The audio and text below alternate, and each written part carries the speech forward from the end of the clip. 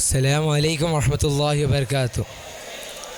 نحمد ونصلي على رسول الكريم أما بعد فأعوذ بالله من الشيطان الرجيم بسم الله الرحمن الرحيم. آئیے ہم اور آپ مل جل کر آقا کریم سرکار دو جہاں پیارے نبی محمد مصطفیٰ صلی اللہ تعالیٰ علیہ وسلم کے بارگاہ رسالت میں درود پاک کا نذرانہ پیش کریں. اللہم صلی علی سیدنا نبینا مولانا الصلاۃ والسلام علیکہ حبیبی رسول اللہ. حضرات، آج میں آپ کے سامنے علم اور درود کے بارے میں کچھ باتیں عرض کرنا چاہتا ہوں. اللہ تبارک و تعالیٰ نے عرض کیا وَقُلُّ رَبِّ زِدْنِي عِلْمًا. اے میرے محبوب، اے میرے بندے مجھ سے مانگ علم، مجھ سے مانگ. اے میرے بندے تو مجھ سے مانگ علم، مانگ میری بارگاہ میں. یا اللہ، یا میرے رب، اے میرے مولا، مجھے علم عطا کر، مجھے علم عطا کر، میری علم میں اضافہ فرما، میری علم میں برکت عطا کر. اے میرے مولا، تو اللہ تعالیٰ نے فرمایا کہ ان کی بارگاہ میں کہ علم کا درجہ بلند ہوگا. تو میرے نبی نے بھی فرمایا علم کا درجہ بلند ہوگا. تو میرے نبی نے بھی فرمایا کہ وَقُلُّ رَبِّ زِدْنِي عِلْمًا. اے میرے محبوب، مانگنا ہے تو مجھ سے مانگ، مانگنا ہے تو مجھ سے مانگ، علم مانگ. علامہ حضرت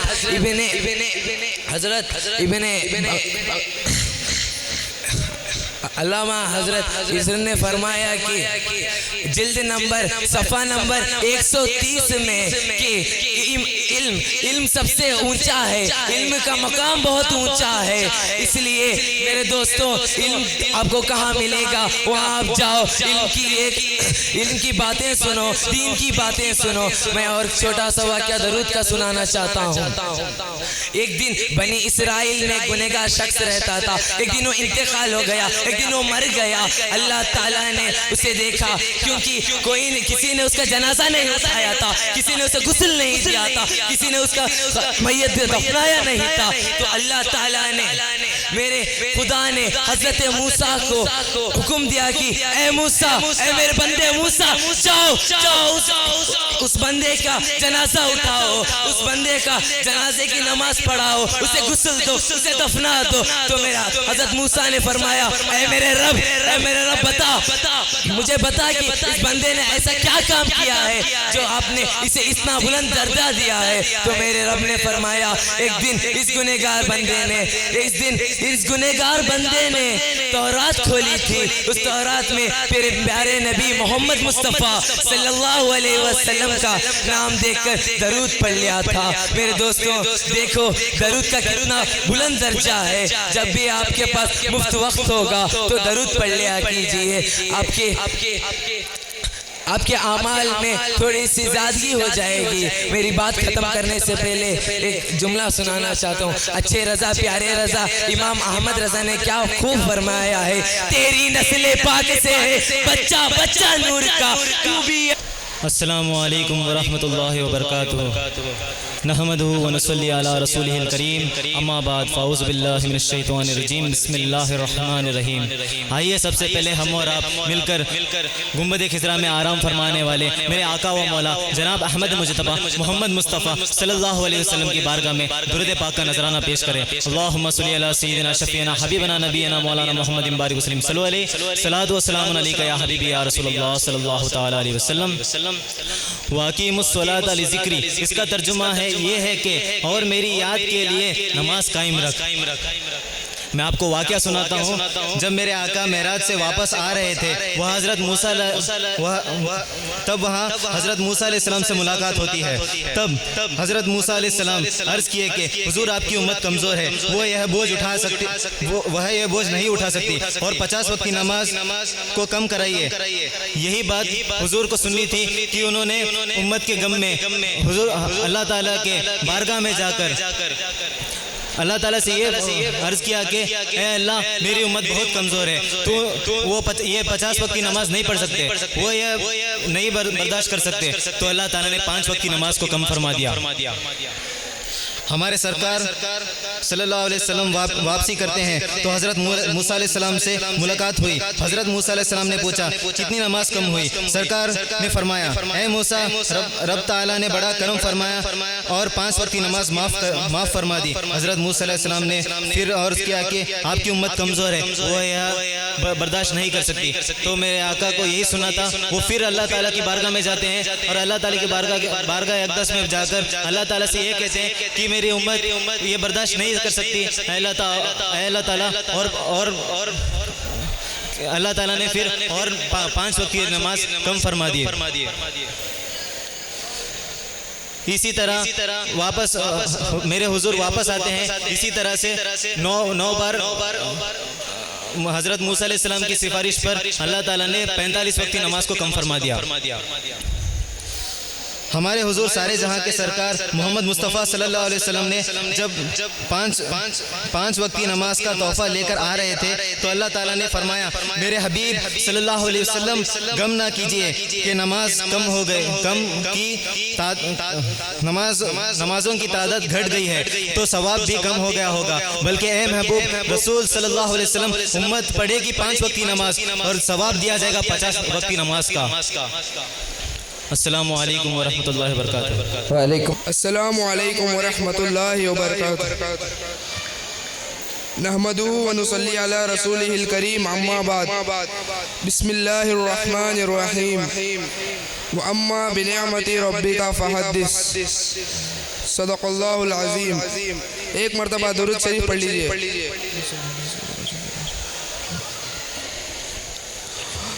اللہ تعالیٰ نے بندوں کی ہدایت اور رہبری کے لیے انبیاء اکرام و رسولان اعظام علیہم السلام کی نورانی جماعت کو مبعوث فرمایا. ہر نبی اور رسول اپنی امت کے درمیان رشود و ہدایت کا فریضہ بہت ہی حسن و خوبی کے ساتھ انجام دیتے رہے اور امت کے ساتھ پیار و محبت اور شفقت کا برتاؤ بھی کرتے رہے. لیکن 1,24,000 کم و بیش انبیاء اور رسول میں ایک بھی نبی اور رسول ایسے نہیں نظر آتے جو پیدا ہوتے ہی اپنی امت کی یاد کی ہو اور بخشش کی دعا مانگی ہو. ہاں، ہمارے نبی مصطفیٰ کریم صلی اللہ تعالیٰ علیہ وسلم کی شان رحمت کا عالم ہے کہ حضرت ہمارے پیارے آقا مشفق و مہربان نبی رحیم و کریم رسول احمد مجتبیٰ صلی اللہ علیہ وسلم نے پیدا ہوتے ہی اللہ کی بارگاہ میں سجدہ کیا اور امت کی یاد کی اور بخشش کی دعا فرمائی. حیات طیبہ کے شب و روز امت کی یاد میں گزارتے تھے. غار شور، غار ہیرا میں، شب برات و شب قدر میں، مکہ و معظمہ میں، مدینہ طیبہ میں، مسجد حرم و مسجد نبوی میں، سفر و ہزار میں اور بعد و سال قبر شریف میں ہم گناہگار امت کو یاد کیا اور بخشش کی دعا فرمائی. السلام علیکم ورحمۃ اللہ. السلام علیکم ورحمۃ اللہ وبرکاتہ. الحمد للہ الحنان المنان الذي خلق الانسان علمه البيان والصلاة والسلام على رسوله سید الانس والجان والحمد للہ رب العالمین. آئیے الصلاة والسلام على رسوله سید الانس والجان والحمد للہ رب العالمین والصلاة والسلام على رسوله الکریم. اما بعد فاعوذ باللہ من الشیطان الرجیم. بسم اللہ الرحمن الرحیم. تلک الرسول فضلنا بعضهم على بعض ومنهم من کلم اللہ ورفع بعضهم درجات. منهم من کلم اللہ ورفع بعضهم درجات. عزیزان گرامی بخار، آج میلاد مصطفیٰ صلی اللہ تعالیٰ علیہ وآلہ وسلم کی مناسبت سے جو محفل پاک اور مجالس یہاں پر منعقد کی گئی ہے، آج تیسری محفل پاک ہے. ان مناسبتوں کے ذریعے ہمیں پیارے آقا صلی اللہ تعالیٰ علیہ وآلہ وسلم کی سیرت پاک کو بیان کرنے کا اور آپ کو سننے کا موقع ملا ہے. اللہ تعالیٰ ہم سب کو حق سننے اور حق بتانے کی توفیق عطا فرمائے. آمین. امام غزالی رحمت اللہ تعالیٰ علیہ نے اپنے ملفوظات میں ارشاد فرمایا، ان سے جب سوال ہوا کہ جب امت قسم پرسی کے عالم میں ہو کہ امت کے اوپر جب برا وقت آئے تو اس کا علاج کس طرح سے کیا جائے، تو آپ نے فرمایا انہیں محبت رسول اور عشق رسول میں اور ڈال دیا جائے. پوچھا گیا کہ کیسے ممکن ہے؟ تو انہوں نے فرمایا محبت رسول اور عشق رسول ایک ایسا تیل ہے جس آدمی کو ڈال دے تو اس سے بڑھ جائے، جس آدمی کو ڈال دے تو اس سے بڑھ جائے اور اس کی محبت اور عشق میں اضافہ ہو جائے. یا عزیزان گرامی بقار، دنیا میں محبت نہیں تو کچھ بھی نہیں. دو عالم میں جو کچھ بھی نظر آ رہا ہے یہ محبت ہی کے جلوہ ہے. ایک باپ اپنے بیٹے کی محبت میں دکان و مکان اور فیکٹری وغیرہ تعمیر کرتا نظر آ رہا ہے، اپنے دکان و مکان اور تعمیر کرتا نظر آ رہا ہے.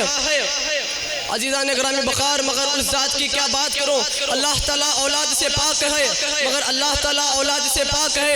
اس کا محبوب محمد مصطفیٰ صلی اللہ تعالیٰ علیہ وآلہ وسلم ہے، جن کے خاطر اللہ تعالیٰ نے انبیاء اور رسول کو پیدا فرمایا، فرشتوں انسانوں کو پیدا فرمایا، جنت و دوزخ کو فرش سے عرش تک پیدا فرمایا. اللہ تعالیٰ قرآن مجید میں آدم علیہ السلام سے ارشاد فرماتا ہے لولا محمد ما خلقتک، یعنی کہ اے میرے محبوب مصطفیٰ صلی اللہ تعالیٰ علیہ وآلہ وسلم نہ ہوتے تو میں تمہیں پیدا نہ فرماتا. یعنی کہ اس بات سے ہمیں ایک شرف حاصل ہوتا ہے، ملتا ہے کہ نبی پاک صلی اللہ تعالیٰ علیہ وسلم نہ ہوتے تو دنیا میں کچھ نہ ہوتا. یا فرشتوں آسمان کو بنایا جاتا، نہ انبیاء رسول کو بنایا جاتا، نہ ہم پیدا ہوتے نہ تم پیدا ہوتے. اللہ تعالیٰ نے ارشاد فرمایا نبی پاک صلی اللہ تعالیٰ علیہ وسلم نہ ہوتے تو دنیا میں کچھ بھی نہ ہوتا. اس لیے امام اعلیٰ حضرت فاضل بریلوی رضی اللہ تعالیٰ عنہ نے اپنے کلام پاک میں ارشاد فرمایا زمین و زمان تمہارے لیے، مکین و مکان تمہارے لیے، بدن میں ہے جان تمہارے لیے، ہم آئے یہاں تمہارے لیے، اٹھے بھی وہاں تمہارے لیے. عزیزان گرامی بقار، حضرات باپ بھائی بیٹے خونبا وغیرہ سے محبت کرنے کو اسلام نے منع نہیں فرمایا، بلکہ حکم دیا ہے کہ صلہ الارحام، یعنی کہ تم اپنے رشتہ داروں سے اچھا نیک سلوک کرو اور ان سے نیک الفت کرو. عزیزان گرامی بقار، جب اللہ تعالیٰ اور رسول کی محبت سے ان چیزوں کی محبت میں جب ٹکراؤ تو اسلام نے حکم دیا ہے کہ اللہ تعالیٰ اور اس کے رسول کی محبت سے زیادہ ان چیزوں میں نااختیار رکھو. نبی پاک صلی اللہ تعالیٰ علیہ وآلہ وسلم نے اپنے حدیث پاک میں ارشاد فرمایا جو شخص دنیا میں جس سے زیادہ محبت کرتا ہے وہ اسی کے ساتھ قیامت میں اٹھایا جائے گا. اللہ کیا شان ہوگی جب قیامت میں نبی پاک صلی اللہ تعالیٰ علیہ وآلہ وسلم کے ساتھ اٹھائے جائیں گے. کسی شاعر نے کیا خوب کہا ہے محمد کی محبت شرط دین حق کی، محمد کی محبت دین حق کی شرط اول ہے، محمد کی محبت دین حق کی شرط اول ہے، اسی میں ہو اگر خامی تو سب کچھ نامکمل ہے. عزیزان گرامی بقار، میں انہی باتوں کو ختم کرتے ہوئے آپ کے سامنے سے رخصت ہو رہا ہوں. اللہ تعالی ہم سب کو حق بولنے اور حق سننے کی توفیق عطا فرمائے. اللہ تعالی ہم سب کو نبی پاک صلی اللہ تعالی علیہ وآلہ وسلم سے سچی عشق اور محبت کرنے کی توفیق عطا فرمائے. وما علینا الا البلاغ المبین. السلام علیکم.